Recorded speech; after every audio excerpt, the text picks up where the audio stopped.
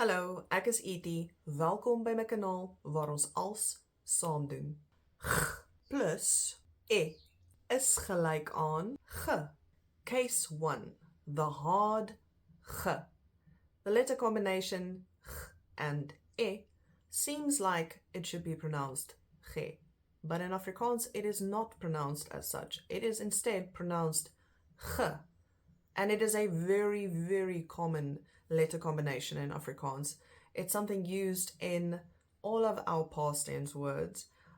So remember, pronunciation, G. Scenario 1 of case 1.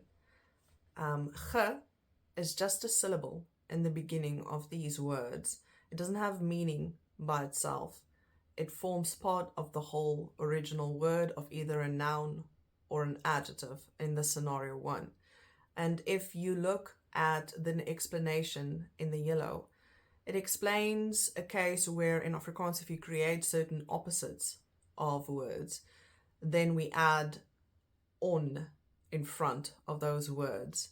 And then you still pronounce the word after that starts with G. You still pronounce that G the same. So then it becomes something like ongeloof, ongeluk, ongeduld. So that's just something to keep in mind. If we look at the examples at the bottom, we have original words. That's the full word. It's not past tense. These are all original words. Geloof, geluk, genade, gedrag, and geduld. Scenario 2 of case 1, still busy with the hard G. This is when an E is added to the back of a word, original or base word, of a noun or an adjective. Then you still pronounce it the hard G. I'll read through the examples with you. Vorige, oorige, gelowige, stewige, nederige. Here we come to scenario 3, still the hard G. And now this is what I mentioned before, past tense. In Afrikaans, all of our past tense words are formed by adding G in front of a verb. And so if you look at the bottom, I've given a few examples of verbs, past tense verbs. Gesien, gedrink, gesoen, gevang, gesing, and gedink. Case number 2. Now this is the case of the n-g-e combo. And in this combo, the pronunciation changes. You don't have the hard g anymore. If these three are combined, it becomes ng. All right? So it's not ng. You don't pronounce it a hard g. It's now pronounced ng. And I'll give you some examples.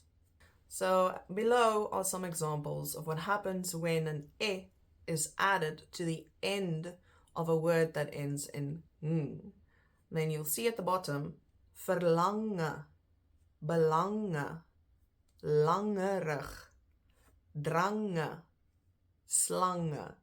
Now, if you look at langerig, which was also given as an example in my previous video where I talked about ng. Langerig, the base word lang, that one ends in ng. And then they add in lange, they add that e behind the ng, and then it becomes langerig. So that's a little bit different from the other ones. Ek weet dit was omtrent 'n mond vol gewees. Die G-kombinasie kom vreeslik baie in Afrikaans voor. Keer terug na hierdie video soveel as wat jy moet om duidelikheid oor G te kry. Baie dankie dat julle by my aangesluit het vir die video. Totsiens!